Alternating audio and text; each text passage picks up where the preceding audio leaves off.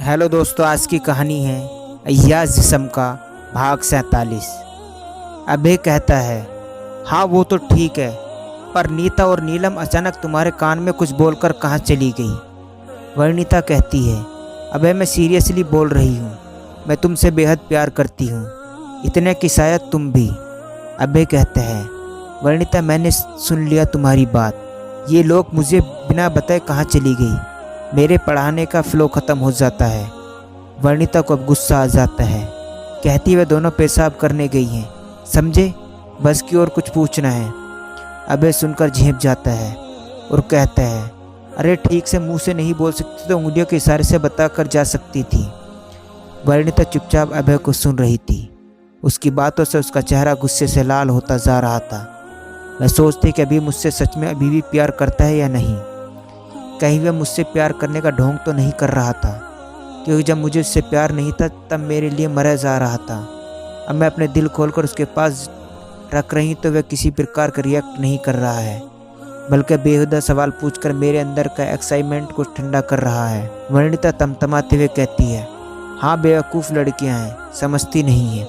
अबे कहता है, ये सब पहले से करके तैयार बैठना चाहिए, मेरा समय बर्बाद कर रही है। 5 मिनट पहले प्यार के लिए जो एक्साइटमेंट वर्णिता में था उसमें कमी आ जाती है। उसका खिला हुआ चेहरा मुरझा जाता है। वह मन में कहती है, अभय के दिल में मेरे जज्बातों की कोई कदर नहीं है। अब मैं कंफ्यूज हूँ कि दोबारा यही बात फिर से दोहराऊं या रहने दूँ। अभय के कुटिल मुस्कान के पीछे उसकी एक जीत की खुशी थी, जो उसने वर्णिता के भाई को कहा था कि मैं अब कभी भी प्यार के लिए वर्णिता को अप्रोच नहीं करूँगा।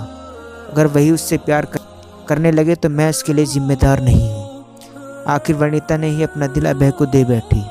अभय फिर से मुस्कुराता उसके दाहिने हाथ को पकड़ लेता है और हथेली को अपने मुंह के सामने लाकर एक प्यारा सा किस करता है और कहता है, वर्णिता आई लव यू, मैं कितने दिनों से इस दिन का इंतज़ार कर रहा था। अचानक अभय के इस प्रकार का रिस्पॉन्स से उसका दिल प्रफुल्लित हो उठता है। उसके खुशी का ठिकाना नहीं रहता, चेहरा फिर से खिल जाता है, उसका दिल भर आता है। उसकी आंखों से अचानक आंसू आ जाते हैं और उसके सीने से लिपट जाती है। वर्णिता गुस्सा दिखाते हुए प्यार से उसके सीने पर मुक्का मारते हुए कहती है, मेरी पूरी बात ठीक से सुन लिए थे तो फिर ये सब नाटक क्यों कर रहे थे? तुमने तो मुझे डरा दिया था। अबे कहता है, पहली बार सुना तो मेरे कानों पर विश्वास नहीं हुआ, दोबारा तुम्हारे मुँह से सुनने के लिए बेहद प्रसन्न पूछ रहा था। वर्णिता हंसते हुए कहती है, अच्छा यह बात है। अबे हाँ वर्णिता, और एक बात सुनो, नीता और नीलम कहाँ जाने वाली थी मुझे मालूम था। वर्णिता हंसते हुए कहती है, अच्छा तो यह तुम्हारी सोची समझी साजिश थी। अबे उस दिन जब तुमने हालचाल पूछने के लिए मुझे 2 बार कॉल किया था तो मुझे लगा कि तुम्हें मेरी चिंता दोस्त होने के नाते नहीं, कुछ और होने के नाते की है। मैंने नीता के साथ मिलकर प्लान कर लिया कि परसों तुम्हें अकेले रहने का मौका देते हैं। अगर तुम्हें मुझमें अकेले में कुछ कहना है तो कह सकती हो, वरना देखते हैं। अगर तुम्हारे दिल में मेरे प्रति कुछ नहीं होता तो तुम भी उनके साथ यूरिन करने चली जाती। सामान्यतः ऐसे ही होता है, पर तुम नहीं गई।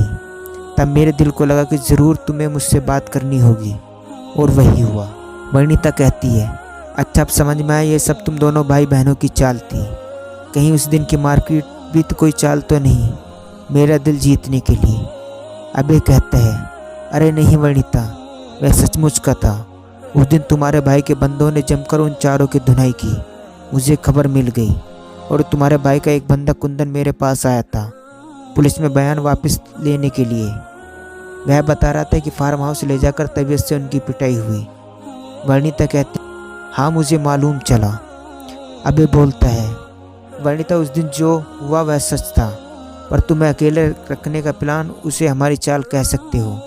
पर यह तुम्हारे प्यार को सच में पाने का एक मौका था जिसमें मैं सफल हो गया।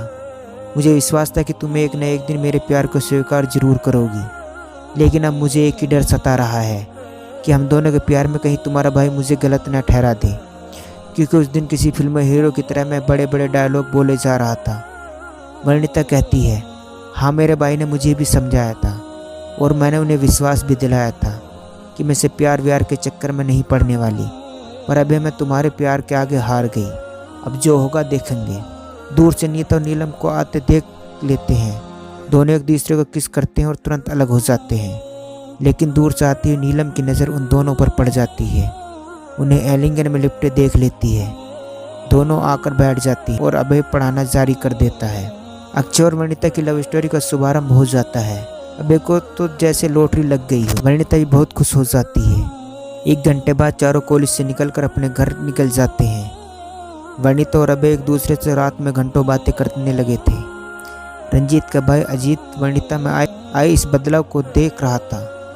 अजीत को अपनी बहन पर शक हो जाता है कि वनिता पढ़ाई की बातें नहीं, अभय नाम लेकर जिस प्रकार की बातें करती रहती है, उसके मन में अभय से प्यार होने की पुष्टि कर रहा था। वह इसे 1 हफ्ते में 2 बार उसके कमरे के दरवाजे में कान लगाकर सुना था। इसके बाद निर्णय में पहुंचा कि वनिता अभय के प्यार में दीवानी हो गई है।